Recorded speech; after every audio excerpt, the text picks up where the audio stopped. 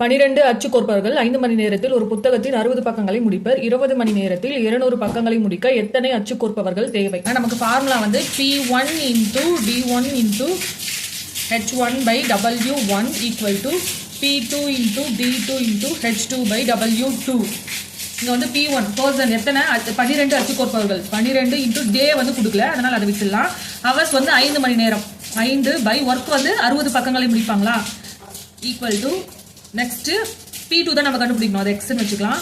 டே வந்து நமக்கு கொடுக்கல, மணி நேரம் வந்து 20, எக்ஸ் இன்ட்டு 20 பை எவ்வளோ பக்கங்களை முடிக்கணும், 200 பக்கங்களை முடிக்கணும். அப்போ எத்தனை அச்சு கோர்ப்பவர்கள் தேவைன்னு கேட்டிருக்காங்க. இப்போ இதெல்லாம் ஈக்குவல் டு கன்சைட் கொண்டு போயிடலாம். ஃபர்ஸ்ட் இதை கேன்சல் பண்ணலாமா, 12 5 60, 5 5 கேன்சல் ஆகிடும். அப்போ இங்கே 1 இருக்குது, இந்த 0 0 கேன்சல், 10. இந்த 10 ஈக்குவல் டு இந்த சைடு வந்தால் மல்டிப்ளைல வந்துருமா. அப்போ 1 into 10 10x equal to 10. அப்போ 10 அச்சு கோர்ப்பவர்கள் தேவை. இதுக்கான ஆன்சர் வந்து ஆப்ஷன் பி 10.